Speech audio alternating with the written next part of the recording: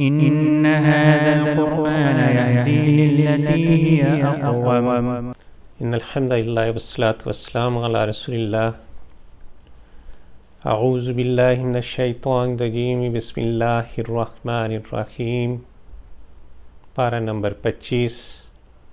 الیہ یرد. خلاصہ و تفہیم. اے لوگو، قیامت کا علم تو اللہ ہی کے پاس ہے. قیامت کا دن حقیقتوں کے آخری ظہور کا دن ہوگا. جب وہ دن آئے گا تو تمام جھوٹی بنیادیں ڈھہ پڑیں گی جن پر لوگوں نے موجودہ دنیا میں اپنی زندگیوں کو کھڑا کر رکھا تھا.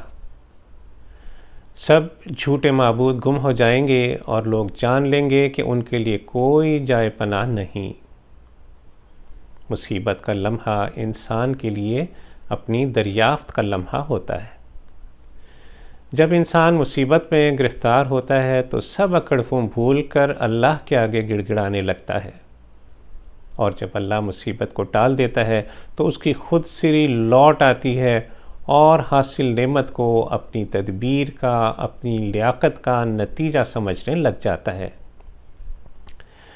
وہ سمجھتا ہے کہ گویا زندگی بس یہی دنیا کی زندگی ہے، اس کے بعد نہ دوبارہ اٹھنا ہے اور نہ اللہ کی عدالت میں پیش ہونا ہے. اس کی آسودہ حالی اس کو اس غلط فہمی میں ڈال دیتی ہے کہ یہاں جب میرا حال اچھا ہے تو اگلی دنیا میں بھی ضرور میرا حال اچھا ہی ہوگا. اپنی غلط فہمیوں سے نکل آؤ. اس قرآن کی دعوت پر سنجیدگی سے غور کرو. ضد، انانیت اور حسد کے خول سے نکل آؤ، ورنہ انجام تباہ کن ہوگا. باقی رہا تمہارا نشانیوں کا مطالبہ، تو وہ وقت بھی قریب آن لگا ہے جب مکہ کے اطراف میں بھی اور خود مکہ میں، حتیٰ کہ قریش کے اندر بھی، اس قرآن کی حقانیت کی ایسی نشانیاں ظاہر ہوں گی کہ تم پکارنے پر مجبور ہو جاؤ گے کہ بے شک قرآن برحق ہے. یقیناً اسلام غالب ہو کر رہے گا. سورہ شورى. بسم اللہ الرحمن الرحیم.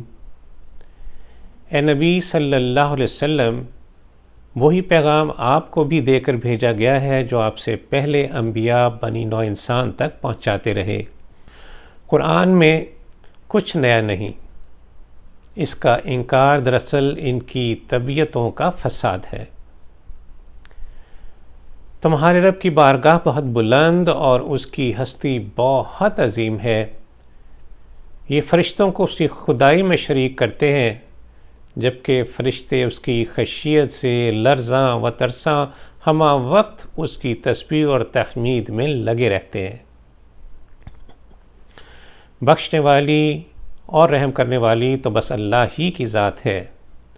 اے حبیب صلی اللہ علیہ وسلم، آپ کا کام بس انتباہ کر دینا ہے. بس آپ مکہ اور اس کے اطراف کے لوگوں کو اس دن سے متنبہ کر دیجئے جس دن ہم ان سب کو جمع کریں گے اور ان کے اعمال کا فیصلہ کیا جائے گا. آپ کے رب کو یہ بات پسند نہیں کہ وہ لوگوں کو اپنی ہدایت پر مجبور کرے، بلکہ اس نے لوگوں کو اختیار دیا ہے کہ وہ عقل و بصیرت سے کام لے کر اس کی رحمت کے امیدوار بنیں. ان کو معلوم ہو کہ کارساز صرف اللہ ہی ہے، دنیا میں بھی اور آخرت میں بھی. زندگی اور موت اسی کے ہاتھ میں ہے. وہ کل کائنات کا خالق، مالک، مدبر ہے، متصرف ہے. ہم نے تمام پیغمبروں کو یہی دین دے کر بھیجا، اس ہدایت کے ساتھ کہ اسے قائم کرو اور فرقوں میں نہ بٹ جاؤ. ہم ہدایت کی توفیق انہی کو دیتے ہیں جو ہماری طرف متوجہ ہوتے ہیں. واضح رہے کہ رسول اللہ صلی اللہ علیہ وسلم کا لایا ہوا دین متن کے اعتبار سے آج بھی محفوظ ہے، لیکن رسول اللہ صلی اللہ علیہ وسلم کی امت محفوظ نہیں. امت کے لیے آج بھی یہ امکان کھلا ہے کہ نئی نئی چیزوں کو اپنی توجہات کا مرکز بنائیں، اپنی تشریحات، اپنی تعبیرات کے ذریعے اصل دین میں تبدیلیاں کریں اور پھر ایک دین کو عملاً کئی دین بنا کر رکھ دے۔ اللہ عز و جل امت کو بدعات سے بچائے، اہواء نفس سے بچائے۔ اللہ تعالی ہمیں اس دین پر کاربند رہنے کی توفیق عطا فرمائے۔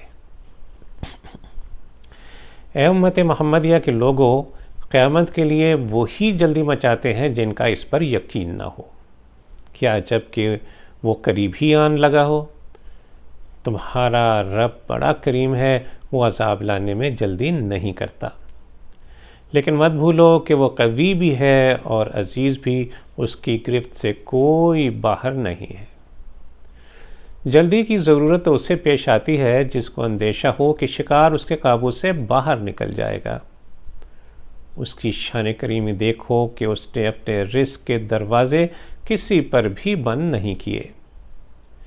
دنیا کے طلبگار کو اپنی مشیت کے مطابق دنیا اور آخرت کے طلبگار کو اپنے فضل سے دنیا کے اسباب اور آخرت کا بہترین رزق عطا فرماتا ہے۔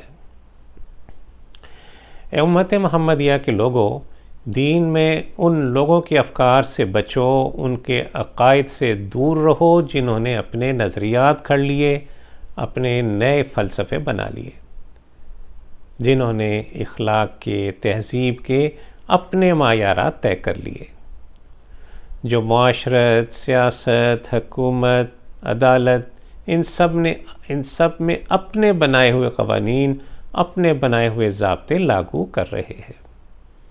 یاد رکھو، شریعت وہی ہے جو اللہ نے اپنے رسول صلی اللہ علیہ وسلم کے ذریعے نازل فرمائی ہے۔ بس زندگی کے ہر معاملے میں اس کی پیروی کرو، اسی میں دنیا و آخرت کی فوز و فلاح ہے۔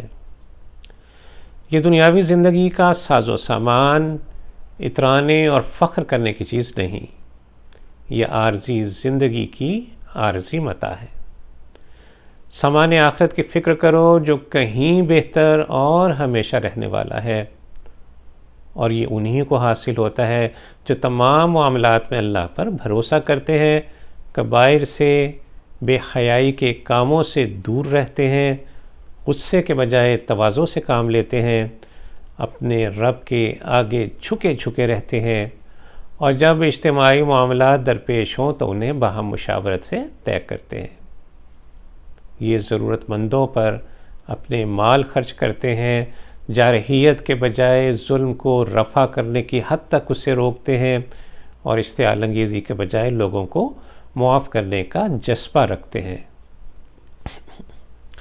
مظلوم کو بقدر ظلم انتقام لینے کی اجازت ہے، لیکن اگر قدرت رکھنے کے باوجود صبر کرے اور درگزر سے کام لے تو یہ عزیمت کا اعلیٰ درجہ ہے۔ پھر جو کوئی اللہ کے قانون کی زد میں آ جائے اسے کوئی ہدایت نہیں دے سکتا۔ ان کی آنکھیں اس وقت کھلیں گی جب پانی سر سے گزر چکا ہوگا۔ لوگوں، ابھی بھی وقت ہے، اپنے رب کے احکامات مان لو۔ جب انجام سامنے آ گیا تو پھر ماننا اور نہ ماننا دونوں ایک برابر ہو جائیں گے۔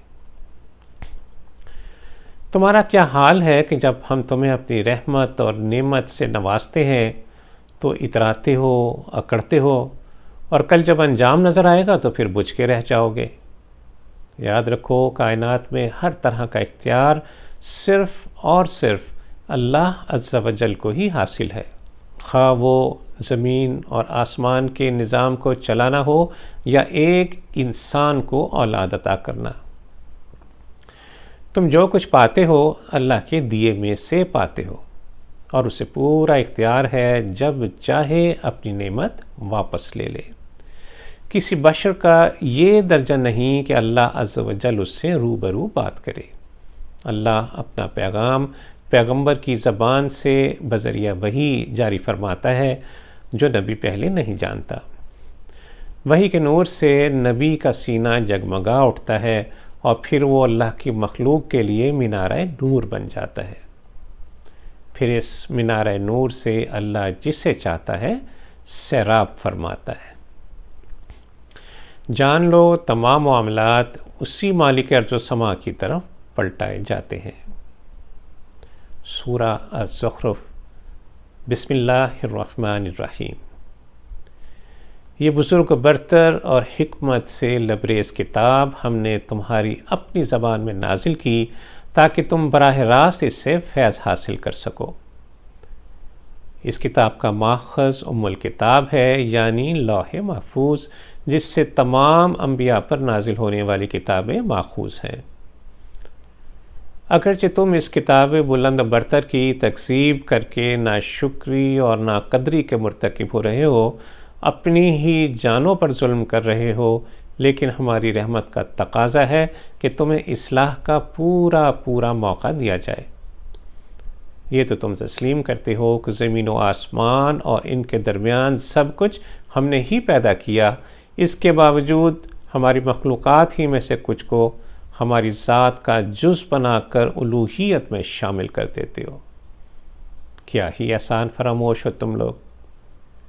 جس چیز سے خود بیزار ہو کر اپنے لیے باعث ننگ سمجھتے ہو، وہ اپنے اللہ کے لیے پسند کرتے ہو، یعنی بیٹیاں، جبکہ تمہارا حال یہ ہے کہ تم میں سے کسی کو جب بیٹی کی پیدائش کی خبر دی جاتی ہے تو غم سے اس کا چہرہ سیاہ پڑ جاتا ہے اور وہ گھٹا گھٹا رہنے لگ جاتا ہے۔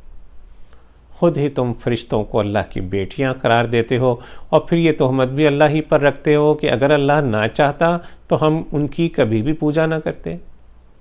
افسوس کہ تم اس ڈھیل پر غور نہیں کرتے جو تمہیں دی جا رہی ہے۔ تم لوگ تو بس باپ دادا کے غلط رستوں پر آنکھیں بند کیے چلے جا رہے ہو، حالانکہ تمہارے آباء و اجداد کا اصل راستہ تو وہ تھا جس کی طرف تمہارے جد امجد ابراہیم علیہ السلام نے رہنمائی کی تھی۔ ان کی تعلیمات کا نچوڑ یہ تھا کہ انسان کا معبود صرف ایک اللہ ہے، اس کے سوا تمام معبود باطل اور بے حقیقت ہیں۔ شرک ہی کی بنا پر انہوں نے اپنی قوم کو چھوڑا تھا اور تمام دنیا انہیں موحد کے طور پر جانتی ہے۔ تمہاری کمظرفی تو یہاں تک ہے کہ نبوت جیسی رحمت کو بھی مال و زر سے تولتے ہو۔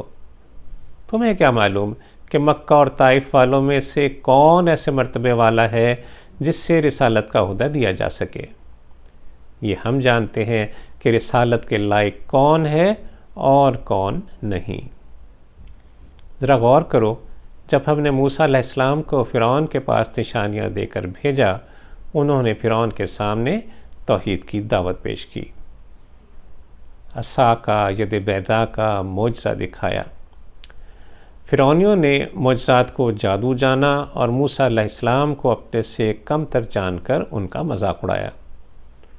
جب وہ دلیل سے اور تنبیہ سے بھی نہ مانے تو پھر ہمارے عذاب نے انہیں ہر طرف سے گھیر لیا۔ ایک بات یاد رہے کہ تمام معبودان باطل اور ان کے پوجنے والے سب کے سب جہنم کا ایندھن بنیں گے۔ اے محبوب صلی اللہ علیہ وسلم، اس بات پر یہ آپ سے کج بحثی کر رہے ہیں کہ ہمارے معبودان میں تو فرشتے بھی شامل ہیں، عیسیٰ اور عزیر علیہ السلام بھی شامل ہیں، تو کیا وہ بھی نعوذ باللہ جہنم میں جائیں گے؟ انہیں بتا دیجئے کہ ان ہستیوں نے کبھی الوہیت کا دعویٰ نہیں کیا، مشرکوں نے خود انہیں الوہیت کے مقام پر پہنچا دیا۔ انبیاء علیہ السلام نے ہمیشہ ایک اللہ کی بندگی اور اطاعت کی طرف بلایا کہ اللہ ہی ہمارا اور تمہارا رب ہے، بس اسی کی عبادت کرو۔ تباہی ہے ان سب کے لیے جنہوں نے شرک جیسا ظلم عظیم کیا۔ اے نبی صلی اللہ علیہ وسلم، اب آپ انہیں ان کے حال پر چھوڑ دیں، یہ اپنی بے فکری کا انجام جلد دیکھ لیں گے۔ بس وہ دن آیا چاہتا ہے جس دن سب دوست آپس میں دشمن بن جائیں گے سوائے متقین کے۔ اس دن سب دوست، مددگار، قوم، قبیلہ، شرکاء، شفعاء سب ایک دوسرے کو سخت ملامت کر رہے ہوں گے، لیکن میرے متقی بندوں کو خوشخبری پہنچے کہ وہ خوف و حزن سے بچا کر دارالابتلاء سے نکال کر بہترین نعمتوں والے باغات میں داخل کر دیے جائیں گے، ان نیک اعمال کے نتیجے میں جو وہ دنیا میں کرتے رہے۔ ان کے برعکس نافرمانوں کو ہمیشہ کا عذاب جان کا لاگو ہوگا، جو نہ کسی درجے میں بھی ٹالا جا سکے گا، نہ ہی اس میں کسی درجے تخفیف کی جا سکے گی۔ ان کے لیے کوئی موہوم سا بھی سہارا نہ ہوگا، اور ابدی مایوسیوں میں گھرے جہنم کے داروغے سے فریاد کریں گے کہ اگر ہمارے لیے کسی بھی رحم کی گنجائش نہیں تو اپنے رب سے ہمارے لیے درخواست کرو کہ وہ ہمیں موت ہی دے دے۔ جواب ملے گا کہ اب تمہیں ہمیشہ ہمیشہ اسی حال میں رہنا ہوگا۔ گویا موت جو مایوسی کا آخری سہارا ہے وہ اس سہولت سے بھی محروم ہوں گے، اور یہ بے بسی کی انتہا ہے۔ کاش یہ دنیا کی زندگی میں یہ حقیقت پالیں کہ اللہ عز و جل ہی یکا تنہا تمام چیزوں کا خالق ہے، اور وہی اکیلا اس ساری کائنات کا مالک اور حکمران ہے۔ نہ وہ کسی بیٹے کا محتاج ہے، نہ کسی بیٹی کا، اور نہ کاروبار سلطنت چلانے میں اسے کسی معاون یا شریک کار کی ضرورت ہے۔ پس اے نبی صلی اللہ علیہ وسلم ان سے درگزر کیجئے، ان قریب سب حقیقت ان پر کھل جائے گی۔ سورہ الدخان، بسم اللہ الرحمن الرحیم۔ حامیم، یہ کھلی نشانیوں والی کتاب کوئی ہنسی مسخری کی چیز نہیں۔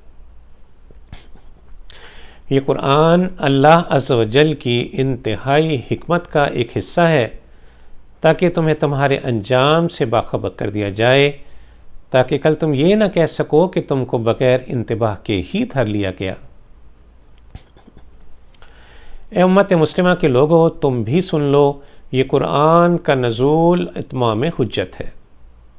جب کسی قوم پر حجت تمام کر دی جاتی ہے تو پھر اس قوم کو مہلت نہیں دی جاتی۔ اب ہر شخص کا فرض ہے کہ وہ جو قدم بھی اٹھائے سوچ سمجھ کر اٹھائے کہ ایک فیصلہ کن مرحلہ سامنے ہے۔ اٹھایا ہوا یہ قدم اسے ابدی بادشاہت کی طرف بھی لے جا سکتا ہے یا ابدی ہلاکت میں مبتلا بھی کر سکتا ہے۔ تمہارا رب آسمانوں، زمین اور تمام موجودات کا مالک ہے۔ وہی تمہاری زندگی و موت کے فیصلے کرتا ہے۔ اے نبی صلی اللہ علیہ وسلم، یہ جس ہوش ربا چیز کی طرف سے شک میں پڑے ہوئے ہیں انہیں ان کے حال پر چھوڑ دو۔ انہیں یقین جب آئے گا جب عذاب کا تازیانہ ایک خوفناک دھوئے کی شکل میں آسمان سے اتر کر ان پر برس جائے گا۔ یہ ایک انتہائی گرفت ہوگی جس سے کوئی منکر حق جائے فرار نہ پائے گا۔ یاد رکھو، کسی قوم کی طرف رسول کا بھیجا جانا بھی اس قوم کی آزمائش ہوتی ہے۔ اے مشرکین مکہ، تم بھی فرعون کی طرح سخت پکڑ میں آ سکتے ہو۔ ہم نے فرعون کو اس کے لشکر سمیت غرق کر دیا تھا اور بنی اسرائیل کو اس کے ظلم سے نجات عطا فرمائی تھی۔ یہ قریش بڑے زوم سے دعویٰ کرتے ہیں کہ قیامت کا تو محض ایک ہوا کھڑا کیا ہوا ہے، بس دنیا کی موت ہی اصل موت ہے، اس کے بعد نہ کوئی زندگی ہے نہ کوئی مزید موت۔ یہ انہوں نے کیا سوچ بنا رکھی ہے؟ کیا انہوں نے اپنے پڑوس میں قوم تبا کی ہلاکت سے کوئی سبق نہیں سیکھا؟ وہ ان سے مادی شان اور شوکت اور عقلی صلاحیتوں میں کہیں آگے تھے۔ یاد رکھو، اس کائنات کی ایک ایک چیز بامقصد پیدا کی گئی ہے۔ کیسے ممکن ہے کہ ایک انتہائی بامانی تخلیق انتہائی بے معنی انداز میں ختم کر دی جائے؟ یقیناً ایک ایسا دن آئے گا، اللہ عز و جل عدل کی کرسی پر بیٹھے گا اور وہ دن کامل عدل کے ظہور کا دن ہوگا۔ بس اس دن بڑے بڑے عزت داروں کی ضیافت زقوم سے کی جائے گی، جس کا مزہ پگھلی ہوئی دھات، پیپ، لہو اور تیل کی تلچھٹ جیسا ہوگا۔ ان کے برعکس قیامت کے ماننے اور اس کی تیاری کرنے والے بہترین جنتوں اور چشموں میں ہوں گے، جہاں وہ ہر قسم کے خوف و ہراس سے، تکلیف و عذاب سے مامون ہوں گے۔ انہیں زندگی کی ہر آسائش میسر ہوگی۔ اس دن جہنم سے بچنا ہی سب سے بڑی کامیابی ہوگی۔ بس جو کوئی دنیا کی زندگی میں اپنی آخرت کا انجام جاننا چاہے تو اس کتاب یعنی قرآن کو وہ بہت آسان پائے گا۔ سورہ الجاثیہ، بسم اللہ الرحمن الرحیم، حامیم۔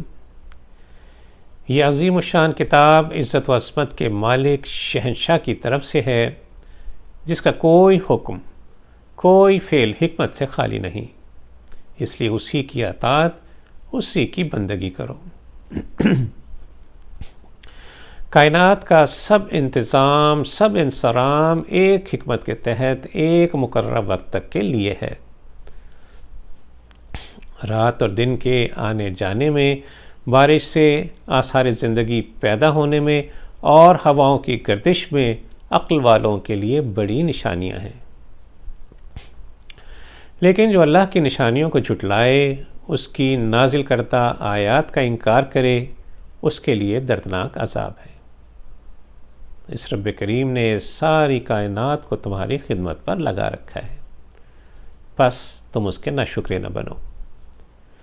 ہم نے بنی اسرائیل کو کتاب، حکومت اور نبوت سے سرفراز کیا۔ اللہ کی کتاب اللہ کے احکامات اور قوانین کا مجموعہ ہوتی ہے۔ جس قوم کو کتاب دی جائے اسے حکومت بھی عطا ہوتی ہے تاکہ اللہ کے قوانین اور اس کے احکامات کو نافذ کیا جا سکے۔ لیکن جب قوم اللہ کے احکامات و قوانین پس پشت ڈال دیتی ہے تو پھر اس سے حکومت چھین لی جاتی ہے۔ عیسیٰ علیہ السلام سے سلوک کے نتیجے میں بنی اسرائیل سے نبوت بھی چھین لی گئی اور انہیں لعنت زدہ قرار بھی دے دیا گیا۔ اے امت محمدیہ، تمہیں خیر امت کہہ کر یہ ذمہ داری تمہیں عطا کی گئی ہے کہ قرآن کے احکامات اپنی ذات پر نافذ کرو اور قرآن کا پیغام تمام انسانیت تک پہنچاؤ۔ اگر تم نے ایسا نہ کیا تو جان لو کہ اللہ کی سنت سب قوموں کے لیے ایک سی ہے، ہر کوئی اپنی جزا و سزا کو پا کر رہے گا۔ کیا ہی بدبختی ہے کہ اللہ کسی کو دین کی روشنی دکھائے اور وہ اس کے بجائے اپنی خواہشات و بدعات کی پیروی شروع کر دے، تو پھر اللہ بھی اسے اس کے حال پر بھٹکنے کے لیے چھوڑ دیتا ہے۔ منکرین قیامت کا احمقانہ مطالبہ ہے کہ اگر قیامت کا آنا اور مردوں کا دوبارہ اٹھا کھڑے کیا جانا حق ہے تو ذرا ہمارے باپ دادا کو تو زندہ کر کے دکھاؤ۔ وہ کہتے ہیں کہ بس یہ گردش ایام ہے جو ہمیں موت دیتی ہے، اس کے بعد کوئی زندگی نہیں، کوئی حساب کتاب نہیں۔ اصل میں یہ قیامت اور حساب کتاب کے تصور کو اپنی مادر پدر آزادی میں رکاوٹ سمجھتے ہیں، جبکہ قیامت اس کائنات کے خالق کی حکمت، ربوبیت اور اس کے عدل کا لازمی تقاضا ہے۔ اگر وہ ظہور میں نہ آئے تو یہ دنیا ایک لنڈرے کا کھیل بن کر رہ جائے۔ پس قیامت آ کر رہے گی اور یہ گھٹنوں کے بل گرے اپنے نام اعمال ہاتھوں میں لیے جہنم کے تصور سے لرز رہے ہوں گے۔ پس قیامت اللہ کا وعدہ ہے جو برحق ہے۔ اب یہ اس چیز کے پھیر میں آ گئے جس کا مذاق اڑایا کرتے تھے۔ یہ پیغمبروں کی باتوں کو نظر انداز کیا کرتے تھے۔ بس اب جہنم میں خوب چیخو، خوب چلاؤ، آج ہم تمہیں نظر انداز کرتے ہیں۔ ذرا بلاؤ اپنے شرکاء کو، اپنے شفعاء کو، جمع کر لو اپنے جتھے کو، دیکھو یہاں بھی تمہارے کوئی کام آ سکتے ہیں۔ پس آج کھل گیا کہ دنیا کی زندگی ایک دھوکے کے سوا کچھ بھی نہیں۔ تمام تعریفیں اللہ کے لیے ہیں جو غالب ہے، مقتدر ہے، جس کی گرفت سے کوئی نہیں نکل سکتا۔ وہی حکیم و دانا ہے جو لوگوں کو ایک خاص مدت تک مہلت دیتا ہے۔ وہی حکیم و عادل ہے جو قیامت کے روز ہر ایک کو اس کے کیے کا اجر عطا فرمائے گا۔ اللہ عز و جل سے دعا ہے کہ وہ ہمیں آخرت کا مکمل فہم عطا فرمائے، ہمیں آخرت کی بھرپور یقین اور اس کی تیاری کرنے والا بنا دے۔ روز قیامت جب ہم اس کے حضور حاضر ہوں تو وہ ہم سے راضی ہو۔ وصلی اللہ تعالی علی خیر خلقہ محمد وعلی آلہ وصحبہ وسلم۔ صلوا علی